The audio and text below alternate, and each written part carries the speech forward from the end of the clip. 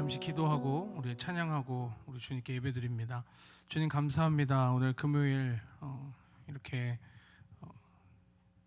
대강절의 기간을 보내고 있는 이 기간에 예수님이 이 땅에 오시고 또 다시 오실 예수님을 기다리며 보내고 있는 이 기간 가운데 주님을 찬양하고 주님께 예배하는 것이 얼마나 감사하고 또 우리의 삶 속에 얼마나 중요한 일이라는 것을 이 시간 또한 예배 가운데 깨닫게 하여 주시고, 주님 이 예배를 통하여서 우리의 상한 심령들, 어두웠던 마음들, 또 상처받은 모든 우리의 마음들 위로하여 주시고, 주님 또한 말씀 들을 때에 주님의 길을 우리에게 인도하여 주셔서 하나님의 선하시고 기뻐하시고 온전하신 뜻이 무엇인지를 분별하며 나아가는 우리의 삶이 되도록 주여 역사하여 주시옵소서. 감사드리며 예수님의 이름으로 기도드립니다. 아멘. 우리 함께 믿음으로 찬양하기 원합니다.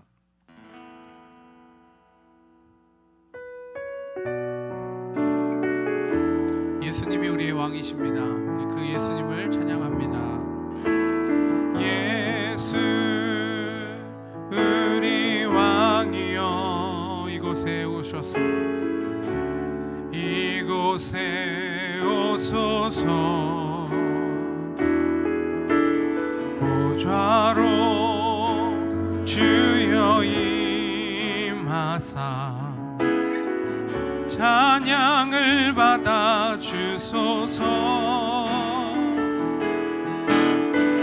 주님을 찬양하오니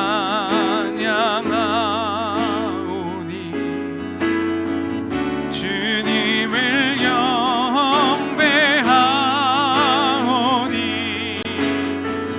왕이신 예수여 오셔서 좌정하사 다스리소서. 예수님이 우리 왕이십니다. 예수 우리 왕이여 이곳에 오소서.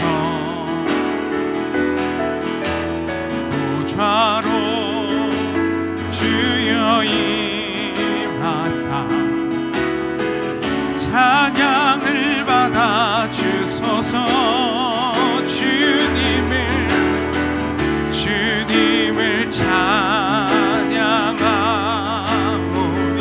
영으로 찬양합니다. 주님을 경배하오니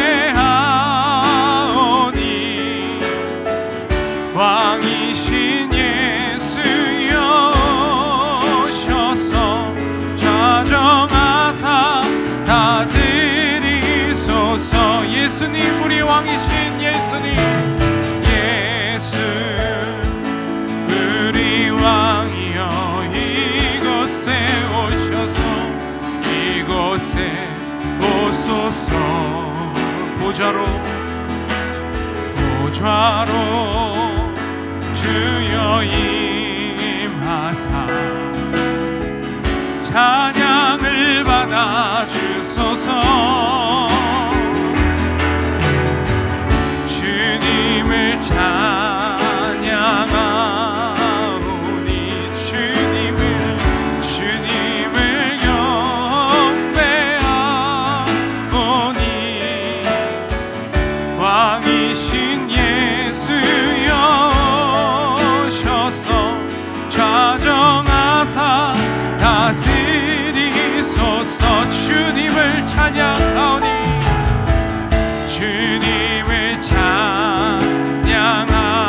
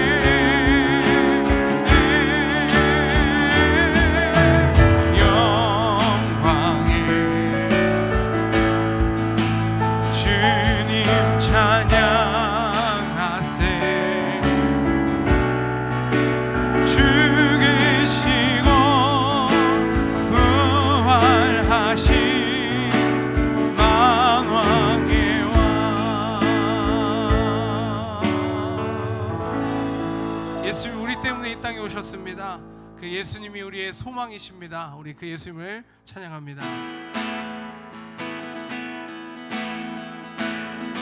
예수 열방의 소망, 예수 우리의 위로자, 주는 온 땅에 영원한 소망. 예수 어둠 속의 빛, 예수 변함없는 진리, 주는 온 땅에 빛이 되시네. 우리를 위해 죽으시고 다시 사신 생명의 주, 주님만이 소망이요 변함없는 반석이라, 주님만이 온 세상을 지으시네.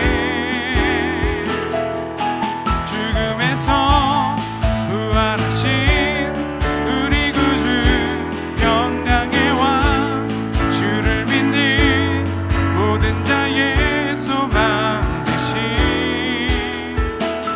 주를 믿네. 다시 한번 고백합니다. 예수 열방의 소망, 예수 우리의 위로자, 주는 온 땅에 영원한 소망.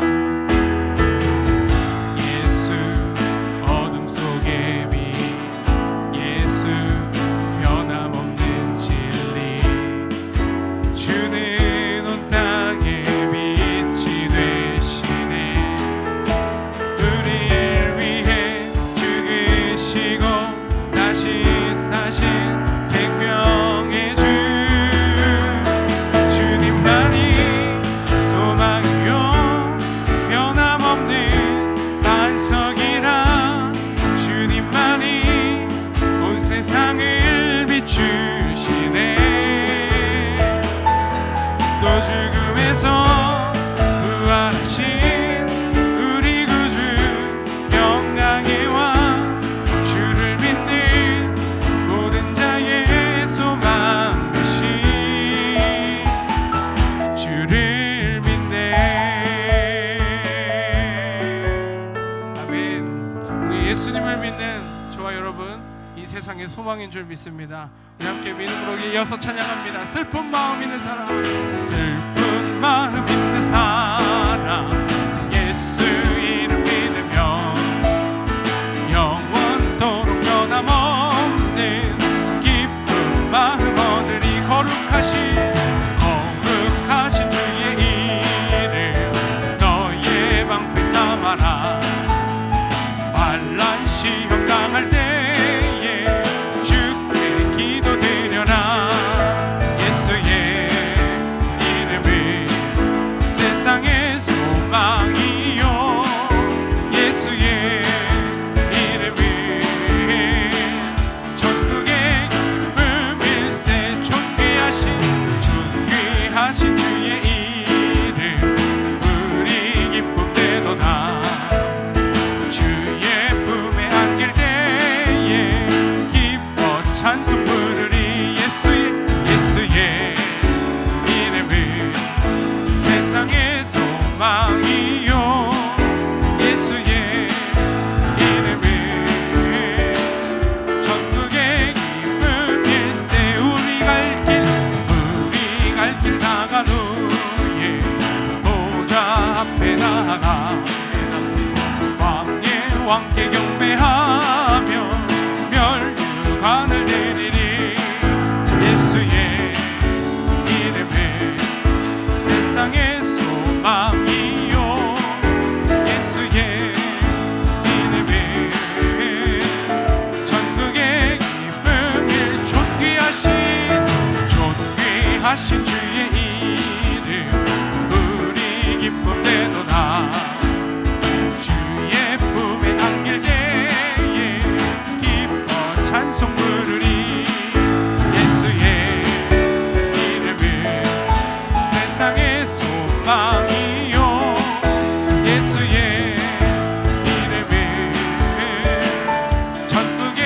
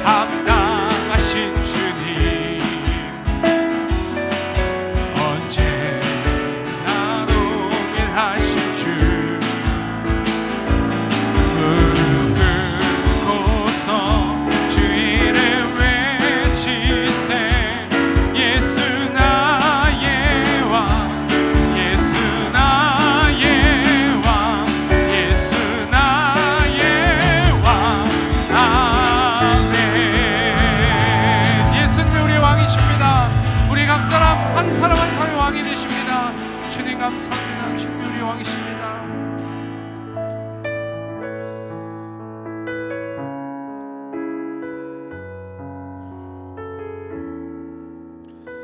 우리의 마음 가운데 주님이 함께 하시고 그 주님으로 인하여서 있는 부흥을 위하여 우리 찬양합니다. 이 땅의 왕무함을 보소서. 하늘의 하나님 긍휼을 베푸시는 주여, 우리의 죄악 용서하소서. 이 땅 고쳐 주소서. 이제 우리 모두 하나 되어 이 땅에 무너진 기초를 다시 쌓을 때 우리의 우상들을 태우실 성령의 불 임하소서. 부흥의 물길 타오르게 하소서. 진리의 말씀 이 땅 새롭게 하소서. 은혜의 강물 흐르게 하소서. 성령의 바람 이제 불어와. 오 주의 영광 가득한 새날 주소서. 오 주님 나라 이 땅에 임하소서. 부흥의 불길 타오르게 하소서. 부흥의 불길 타오르게 하소서. 진리의 말씀 이 땅 새롭게 하소서. 은혜의 강물 흐르게 하소서. 성령의 바람 이제 불어와. 오 주의 영광 가득한 새날 주소서. 오 주님 나라 이 땅에 임하소서. 오 주님의 영광, 오 주의 영광 가득한 새날 주소서. 오 주님 나라 이 땅에 임하소서.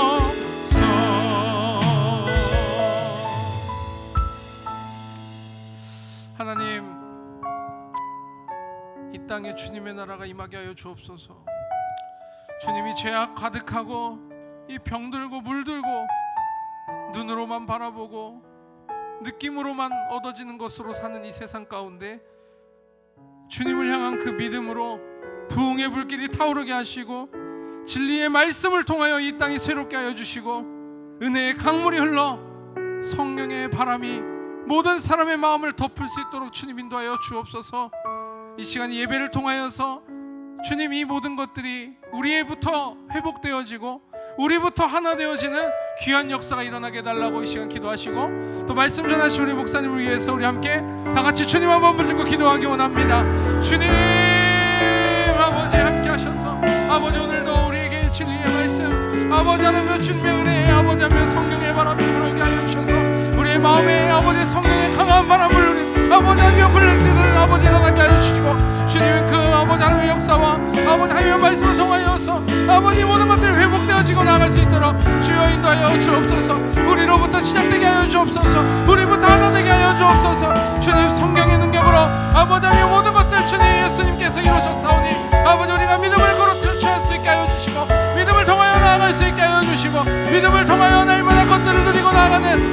사람 심령을 되도록 주여 역사여 주옵소서. 아버지 하나님 이 시간 가운데 함께 하시는 성령께서 우리 각 사람 마음 주장하여 주시고 어디에 있든지 어떤 상황에 있든지 어떤 환경에 있든지 오직 주님의 말씀하시는 그 말씀 믿고 아버지 믿음으로 반응하는 귀한 심령들 되도록 주여 역사여 주옵소서. 아버지 말씀 전하신 목사님에게 강하고 담대한 능력 더하여 주셔서 이 아버지 전해지는 말씀을 통하여 우리 각 사람 심령이 아버지 성령의 능력으로 변화되는 귀한 말씀 되도록 주님 이 시간 되도록 사용하여 주시고 인도하여 주옵소서. 주님 감사합니다. 주님 사랑합니다. 주님.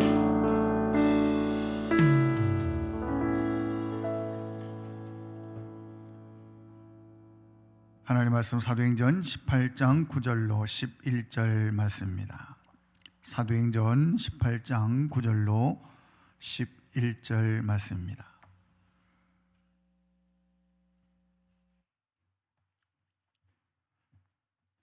사도행전 18장 9절로 11절 말씀 찾으신 줄 알고 봉독합니다. 밤에 주께서 환상 가운데 바울에게 말씀하시되 두려워하지 말며 침묵하지 말고 말하라. 내가 너와 함께 있음에 어떤 사람도 너를 대적하여 해롭게 할 자가 없을 것이니 이는 이 성중에 내 백성이 많음이라 하시더라. 1년 6개월을 머물며 그들 가운데서 하나님의 말씀을 가르치니라. 아멘.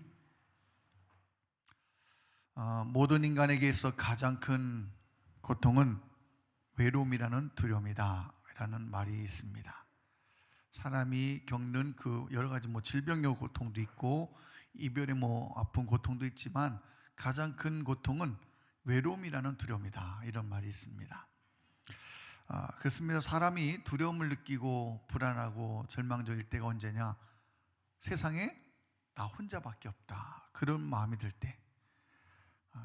그래서 나를 도와줄 자도 없고 내 편도 없고 세상 천지에 나는 딱 혼자다.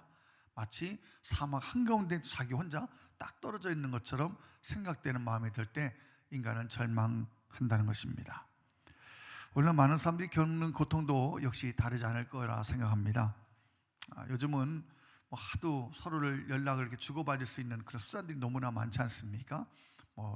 전화로 해도 되고 아니 문자로 되고 또 톡으로도 해도 되고. 근데 만일 여러분 아침부터 밤늦게까지 하루 종일 전화 한 통도 안 오고 문자 하나도 안 오고 톡도 하나도 안 온다 한번 그렇게 한번 생각해 보십시오. 우리가 살아가면서 사실 그럴 일이 별로 없는 것 같아요. 하다못해 스팸 전화라도 오잖아요. 쓸데없는 전화도 오니까. 그런데 전화 한 번 안 올리고 문자 한 번 없고 또 톡 한 번 오지 않는다. 요즘 세상 천지에 아무리 친구가 없어도 꼭 하루에 몇 번씩 문자가 오잖아요. 안전대책재해본부에서 코로나 그런 유의하라고 또 검사 받으라고 이렇게 막 오니까 외로울 틈이 없는 것 같습니다. 하루 해도 몇 번씩 이렇게 오니까. 자, 오늘 여러분 이 본문 말씀에 하나님의 사람이었고 사도였음에도 불구하고 인간의 가장 고통스러운 이 외로움이라는 두려움에 떨고 있던 한 사람이 등장하고 있습니다. 사도 바울입니다. 여러분 사도 바울이 외로움이라는 이 두려움 가운데 고통을 겪고 있다 이러면 이게 어울린다고 생각하십니까? 다른 사람이라면 몰라도 야 사도 바울인데 그게 무슨 외로움을 느꼈을까?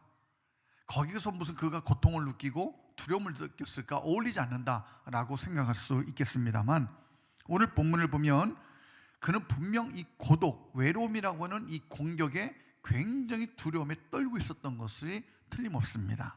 자, 그러면 9절 말씀을 다시 한번 제가 한번 읽겠습니다. 밤에 주께서 환상 가운데 바울에게 말씀하시되 두려워하지 말며 침묵하지 말고 말하라.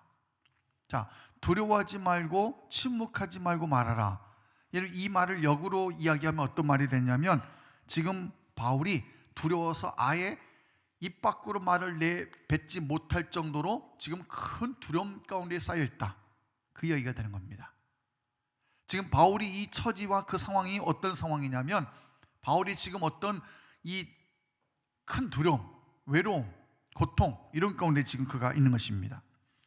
본문에 기록된 두려워하다라고 하는 이 뜻으로 번역된 헬라어 성경 원어의 포베오라고 하는 이 단어의 뜻은 경악하다라는 뜻을 그 안에 담고 있기도 합니다. 경악하다.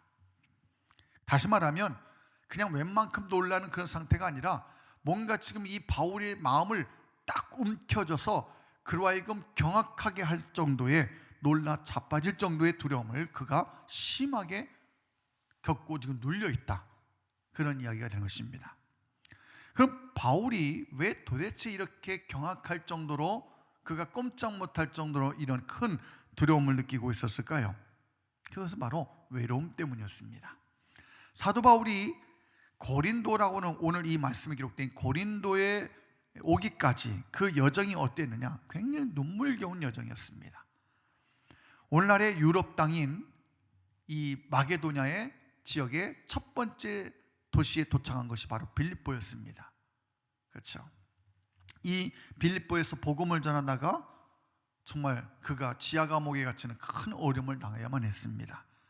또 데살로니가에서는 박해를 받아야 했고, 베레아에까지 쫓아오는 사람들 때문에 큰 곤경에 처하게 됐습니다.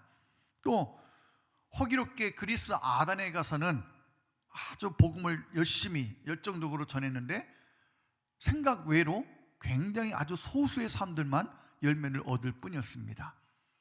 그러니까 바울이 가는 곳마다 사실은 어떤 사역에 큰 성공을 거두거나 사람들로부터 환영을 받거나 대접을 받은 게 아니라 가는 곳마다 박해, 대적, 또는 아주 생각하지 못한 어떤 좋지 않은 그런 작은 열매를 얻을 뿐이었다는 겁니다. 그러니까 그렇게 지칠 대로 지친 몸과 마음을 이끌고 사도 바울이 지금 도착한 곳이 바로 고린도였습니다. 그런데 이 고린도라고 하는 이 항구 도시는 어떤 도시냐? 성경에 나타나는 것을 보면 굉장히 쾌락이 충만한 도시, 쾌락이 넘치는 도시였습니다. 그가 고린도에 도착했을 때는 아직 바울의 선교 동역자들이 이 마게도냐에서 고린도로 아직 내려오지 않은 상태, 다시 말하면 바울이 고린도에 도착했을 때 이 도시에는 동역자가 아무도 없었습니다. 여전히 다른 지방처럼 이 바울을 대적하는 악한 사람들만 가득한 그 상태에서 지금 바울이 이 고린도에 있게 된 것입니다. 6절 말씀을 보면 그들이 바울을 대적하여 비방했다라고 하는 것을 보면 그들이 굉장히 강하게 바울을 위협했음을 알 수가 있습니다. 바울이 그들의 그 비방의 말에 옷을 털 정도로 진절인하게 그를 괴롭혔던 대적자들이 있었던 것입니다. 물론 그 후에 브리스길라와 아굴라 같은 정말 좋은, 평생의 좋은 동역자들을 만나게 되었고, 실라와 디모데도 나중에 바울과 합류해가지고 힘을 함께 하게 되었지만, 고린도에 맨 처음 바울이 도착했을 당시에는 전혀 그러지 않았다. 철저하게 혼자였다는 겁니다. 감히 입을 열 수 없을 정도의 그 고독함, 내가 여기서 무슨 일을 할 수 있을 것인가, 내가 과연 복음이나 전할 수 있을 것인가 라고 하는 그런 의구심을 가질 수밖에 없는, 정말 그런 무기력함에 지금 바울이 빠져 있는 것입니다. 여러분, 나한테는 남은 게 아무것도 없다.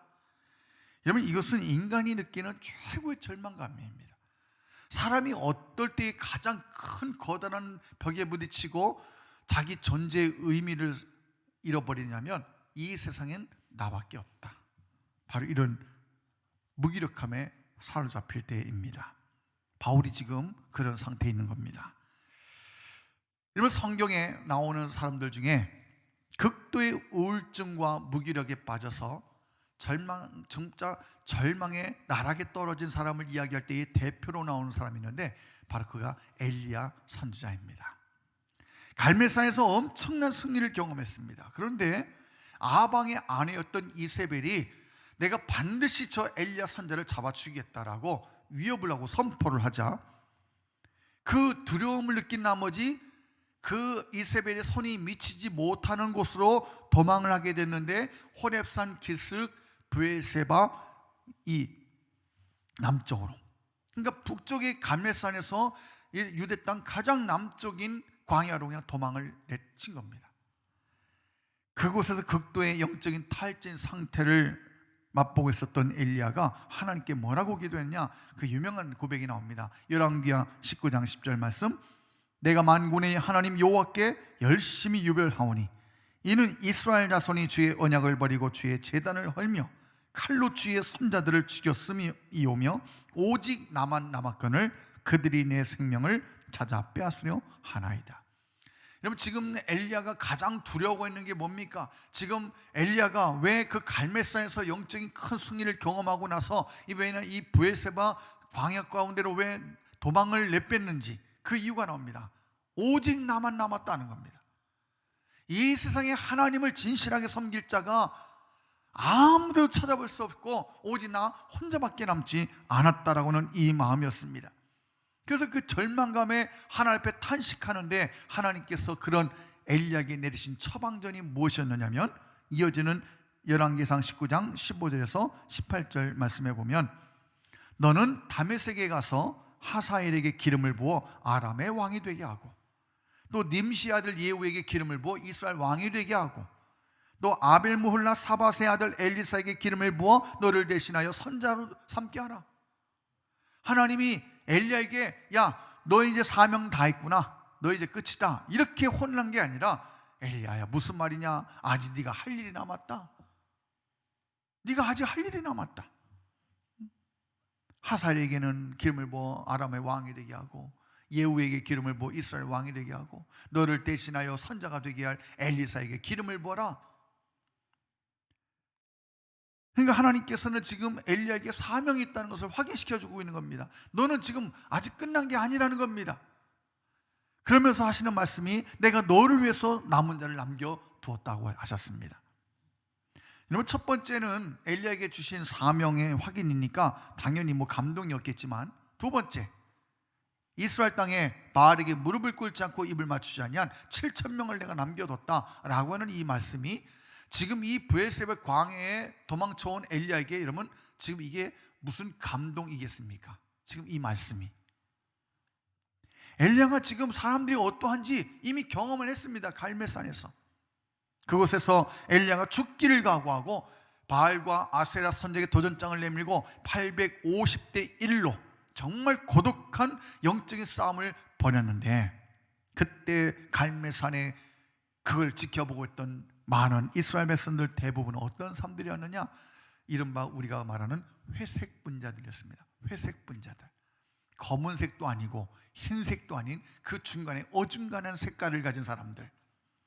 여호와를 택할 것인가, 또 바알과 아사레를 택할 것인가 택하라 라고 했더니 거기서 어떤 것을 택해야 자기들에게 이익이 될지 그걸 기웃거리고 계산하는 사람들. 여기서 하나님을 섬긴다고 목숨을 걸고 우리가 나설 것인가, 아니면 저 아하방이 무서워서 바알과 아세를 섬긴다고 하는 게 자기들에게 좋을 것인가, 이거를 계산하는 사람들이었다는 겁니다. 그런 사람들을 경험했는데, 그래서 엘리야가 소리쳤지 않습니까? 너희가 어느 때까지 둘 사이에서 머뭇머뭇하려느냐? 여호와가 만일 하나님이면 그를 따르고 바알이 만일 하나님이면 그를 따를지니라니 백성이 말 한마디도 대답하지 아니하는지라. 정말 이 말씀, 이 배경이 되는 그 갈멜산에서, 정말 저희가 성지순례 갔을 때에 그 갈멜산 정상에 엘리야 기념교회가 있는데, 거기서 이 말씀을 읽는데 정말 평생에 들어왔고 읽어왔던 말씀과는 전혀 다른 느낌을 강하게 거기 함께 했던 분들이 다 받을 수밖에 없었습니다.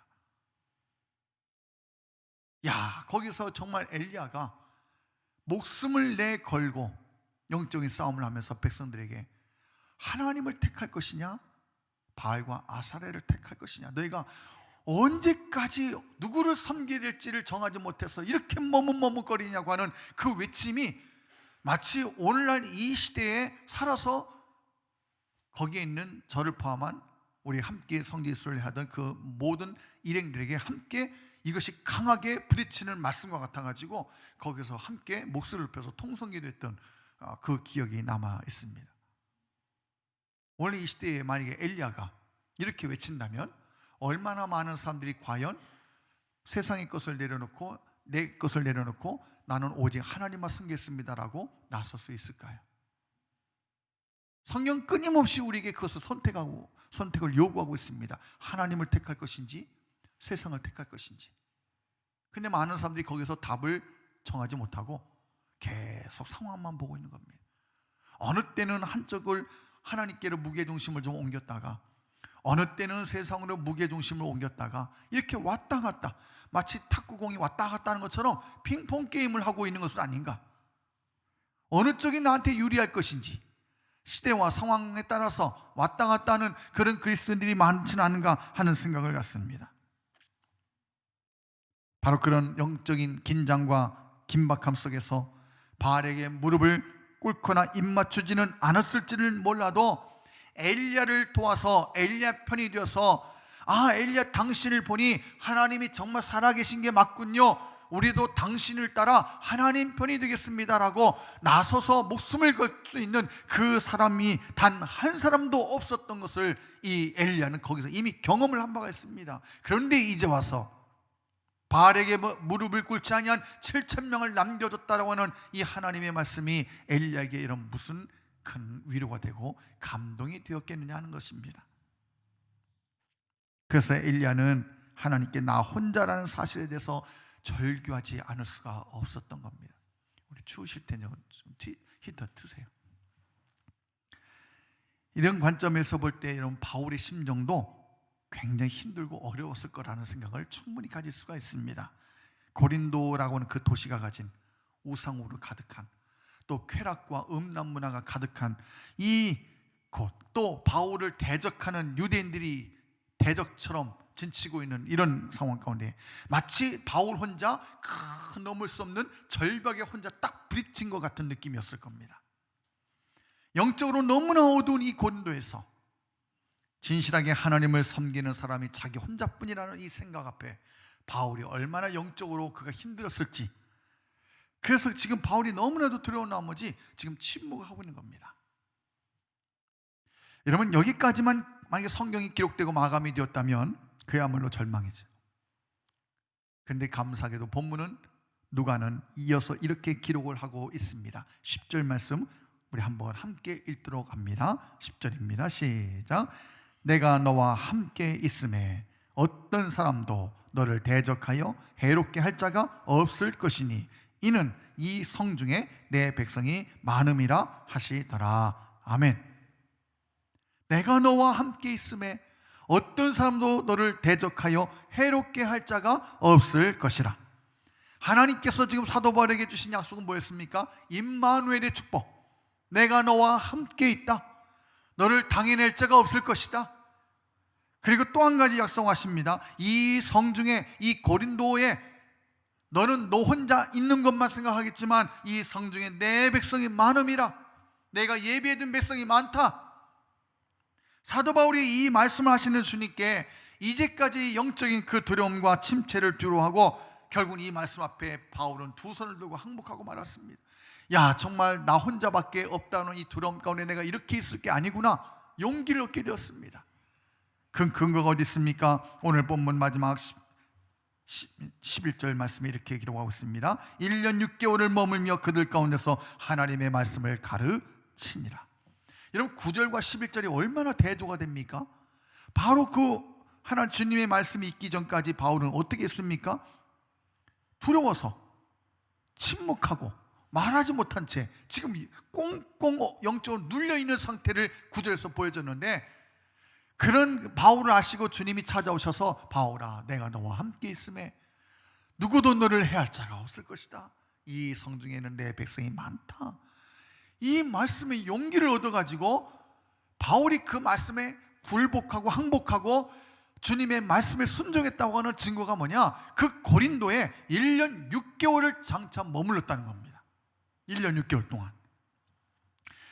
바울의 전도 전략은 거점입니다. 큰 도시를 지나다니면서 그거를 거점으로 삼아가지고 거기서 복음을 전하고 예수 믿는 사람들을 모아서 교회를 세워주고 또 떠나고, 이게 바울의 전도 방법인데, 사실 바울이 그런 각 여러 지역을 다니면서 한 지역에 1년 6개월씩이나 머무는 경우는 이러면 극히 드문 경우입니다. 사도 바울이 에베소에 같은 경우에 그곳에서 두란노 서원을 세우고 하나님의 말씀을 3년 동안 강론했던 적은 있지만, 이렇게 그거를 제외하고는 한 지역에 1년 6개월씩이나 이렇게 장기적으로 거주한 적은 없었습니다. 그런데 그 이유가 무엇이었을까요? 1년 6개월 동안이나 바울이 고린도에 머무른 이유, 주님의 말씀 때문에 그런 거예요. 내가 너와 함께 있고 너를 해할 자가 없을 것이며 이 성중에 네가 복음을 전하면 예수 믿을 영혼들이 많다라고 하는 주님의 말씀 때문이었습니다. 그래서 그곳에서 1년 6개월 동안 머무르며 하나님의 말씀을 전하고 가르치는 사역을 했던 것입니다. 그가 만약에 두려웠다면, 자기를 대적하고 비방하는 사람들이 자기를 해야 할까 그게 무서웠다면, 내가 복음을 전하는데 동역자는 나 혼자밖에 없구나 라고 하는 절망감에 그가 사로잡혔다면, 여러분 그가 이 고린도에 1년 6개월씩이나 있었겠습니까? 또 침묵을 깨고 하나님 말씀을 전하는 이 일들을 그가 계속 할 수 있었겠습니까? 바로 주님의 말씀을 확신했기 때문에 바울이 이곳에 머물며 하나님의 말씀을 전한 줄로 믿습니다. 그가 비록 정말 외롭고 힘든 곳이었지만 그는 주님의 약속을 믿었다는 겁니다. 그리고 고린도라고 하는 곳에서 교회를 세우고 그곳에 예수님이 그리스도이심을 증거하면서 유럽 선교의 문을 활짝 여는 그 일을 이 고린도를 통해서도 계속 세워나갔던 것입니다. 사랑하는 여러분, 하나님께서는 하나님 예수님의 피값으로 세우신 하나님의 교회가 결코 손해를 보지 않게 하시고 하나님 백성들 또한 세상 가운데 혼자 있도록 내버려 두지 아니하시고 우리와 함께하고 계시는 분인 줄로 믿습니다. 코로나19가 급격히 확산되는 것으로 인해서 당연히 교회 모든 활동들이 중지가 되고 최소한의 예배만 드리고 모든 모임 금하고 모든 식사는 안 되고, 그러니까 올 한해 꼼짝없이 거의 10개월 동안은 그 교회가 모든 활동이 다 올스톱이 됐습니다. 예배도 비대면 원칙하에 최소한의 인원만 이렇게 모여서 드리는 것이 허락이 되었습니다. 물론 딴에는 그게 대수냐, 우리가 그래도 예배를 목숨 걸고 해야지 그러면서 수칙을 어기고 예배를 드리는 경우들은 또 있었지만 그 결과는 참담하게 결국 코로나 집단 확산이라고 하는 주범이 되고 말았습니다. 여러분, 바로 이웃교회에서도 그랬잖아요. 도대체 믿음이 뭔지, 우리가 믿는다는 게 뭔고 이웃사랑이 뭔지를 정말 궁극적으로 한번 좀 생각해 봐야 되는 그런 모습들이 아닌가 하는 그런 안타까움을 너무나 갖습니다. 물론 그렇게 모인다고 해서 다 코로나가 걸린 것은 아니겠죠. 그럼 안 걸리면 그러면 다행이었습니다. 끝까지. 그러나 한두 명도 아닌 200여 명에 가까운 사람들이 그렇게 확산된다고 한다면 그것에서 실추된 교회의 명예는 어떻게 회복이 가능하겠습니까? 사람들이 지나갈 때마다 손가락질할 텐데. 세상 많은 사람들은 이 모든 잘못들을 교회로 돌리고자 합니다. 이런 상황 속에서 우리는 정말 하나님 앞에 간절히 기도할 수밖에 없는 것 같습니다. 하나님, 정말 참으로 안타깝게도 주님의 영광스러운 교회가 세상으로부터 조롱거리가 되고 있습니다. 어쩌면 좋습니까? 교회가 하나님의 영광을 밝히 증거하고 드러내고 정말 사랑의 이웃으로부터 지탄받지 않고 오히려 사랑받는 그런 곳이 되어야 되는데, 정말 모든 성도들이 하나님의 영광을 가려우지 않고 증거하는 도구가 되어야 되는데, 지금은 거꾸로 이런 세상에서 그런 오히려 좋지 못한 지탄의 대상이 되어가고 있는 이 상황, 오늘날 세상의 교회 편이 되고 우리 그리스도인의 편이 되는 사람이 점점 적어지고 있습니다. 오히려 고린도의 사도 바울이 한 것처럼 교회와 그리스도인들을 향하여 대적하고 비방하는 사람들이 점점 많아지고 있습니다. 이런 상황에서 오늘 우리에게 주시는 이 말씀이 바로 오늘 9절과 20절에 있는 말씀입니다. 두려워하지 말며 침묵하지 말고 말하라. 내가 너와 함께 있음에 어떤 사람도 너를 대적하여 해롭게 할 자가 없을 것이니 이는 이 성중에 내 백성이 많음이라 하시더라. 여러분, 틀림없는 사실은 우리는 혼자가 아니라는 사실입니다. 내가 너와 함께 있음에, 고린도라고 하는 그 어두운, 영적으로 정말 침체되고 어두웠던 그 땅에 바울이 이 두려움 가운데 휩싸였을 수밖에 없었던 그 땅이었음에도 불구하고 주님께서는 내가 이곳에서 내가 너와 함께하고 있다고 말씀하셨는데, 오늘 이 땅 가운데서도 오늘 주님께서 오늘 여러분과 함께하고 계신 줄로 믿습니다. 하늘과 땅의 모든 권세를 가지신 주님이 우리와 함께하고 계십니다. 그러므로 여러분, 이제 후로는 어떤 경우에도 결단코 나 혼자구나 라고 하는 이런 약한 마음을 여러분 갖지 마십시오. 우리의 영적인 눈이 떠지지 않아서 다만 그거를 보지 못할 뿐입니다. 하나님의 말씀은 1.1획도 틀리지 않은 참미요 진리임을 믿고 우리가 그 말씀을 붙잡고 하나님 앞에 간구하다 보면 우리도 사도 바울처럼 영적인 눈을 밝히 떠서 주님이 보게 하시는 그것을 보게 하시고 그 약속이 분명한 약속인 것을 확신하게 할 줄로 믿습니다. 지금 우리들에게는 안팎으로 수많은 역경이 끊임없이 우리를 옥죄어오고 있습니다. 그럼에도 불구하고 전능하신 주님이 늘 우리를 떠나지 않으시고 함께 하심으로써 우리는 분명 이 사탄 마귀와 악한 대적의 세력들을 물리치고 승리하게 될 줄로 믿습니다. 그게 바로 성경이 우리에게 약속하는 겁니다. 교회가 승리한다는 것, 믿음이 승리한다는 것, 주님이 이 세상의 만왕왕으로 승리하게 될 거라는 것, 이것이 바로 성경의 마지막 장인 요한계시록이 우리에게 약속해주는 그 어떤 것보다 가장 확실한 승리의 약속입니다. 우리가 믿는 하나님은 결코 실수하지 않으십니다. 실수가 없으신 바로 그 주님께서 세상 끝날까지 우리와 함께 해주시겠다고 약속해 주십니다. 사도 바울처럼 결코 실수하지 않으시는 주님이 나와 함께 하실 것을 믿고, 바울이 1년 6개월 동안 고린도에 머물며 하나님의 말씀을 전했더니 정말 그 성중에 예수 믿는 사람들이 많아지게 된 것처럼 오늘도 이 성중에, 이 서울 땅에, 이 대한민국 땅에 나와 함께 하시는 주님이 지금도 나와 함께 하고 계신 줄로 믿고, 우리 가정과 함께하고 우리 자녀들과 함께하고 우리 가는 발걸음걸음까지 내 생명이 떠나가는 그날까지 주님이 나와 함께 하실 줄로 믿고 담대한 마음 가지고 우리가 예수님을 전하고 하나님의 영광을 전하는 일에 그 귀하게 쓰임받는 저와 여러분 우리 모두가 되기를 주님의 이름으로 간절히 축원합니다. 이 시간 우리 한번 말씀을 기억하면서 우리 한번 담대하게 우리 찬양하고 함께 기도하겠습니다.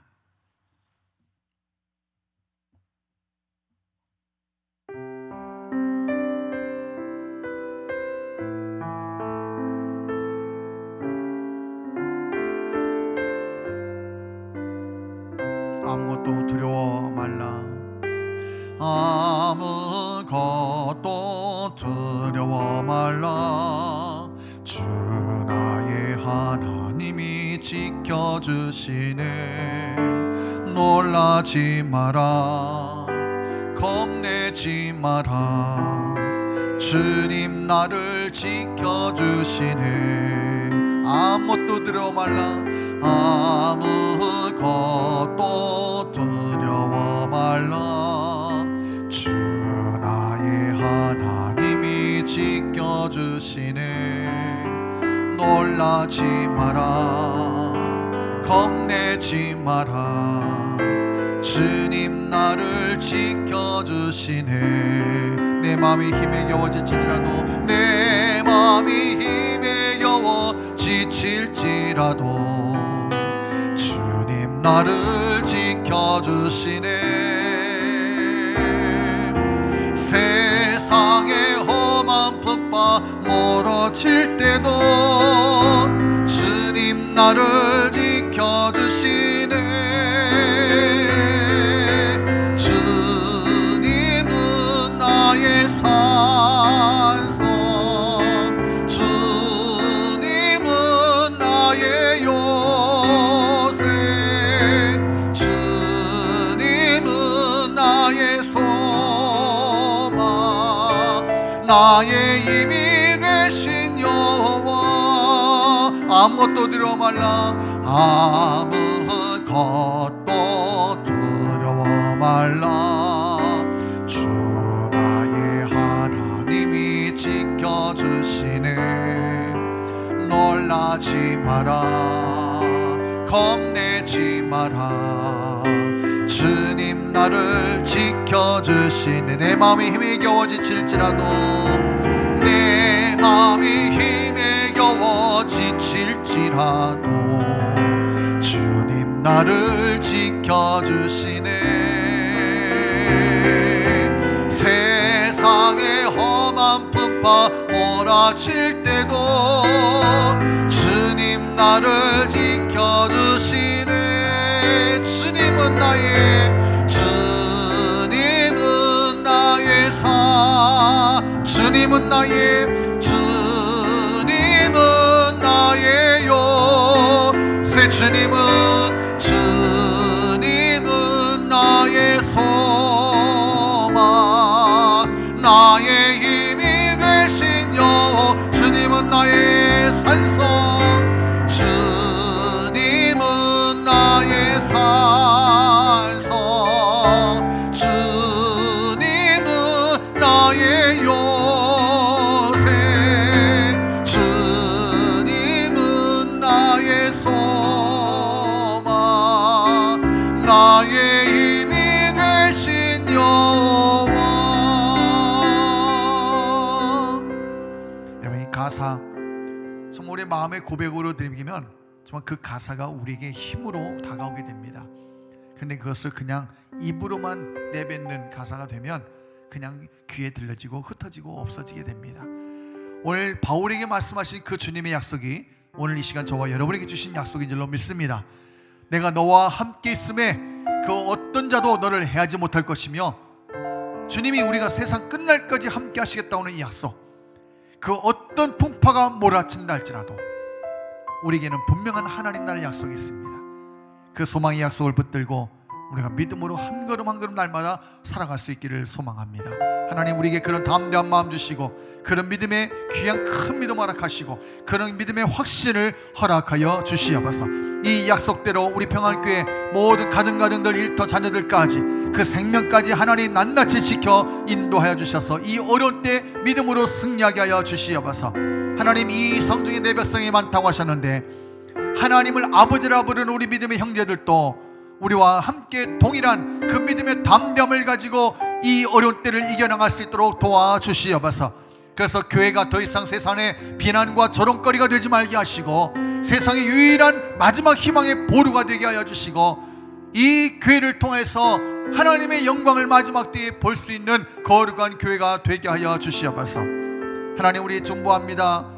우리 연약한 성도들 있는데 하나님, 그들마다 하나님께서 능력으로 함께 해주셔서 그들을 강건하게 하시고 회복되게 하시고 믿음으로 승리할 수 있도록 주여 은총을 베풀어 주시옵소서. 우리 아버지 마에 간절히 기도하시고 우리 권사님들 8시 40분에 우리 모양실에서 모이도록 하겠습니다. 같이 함께 기도하겠습니다.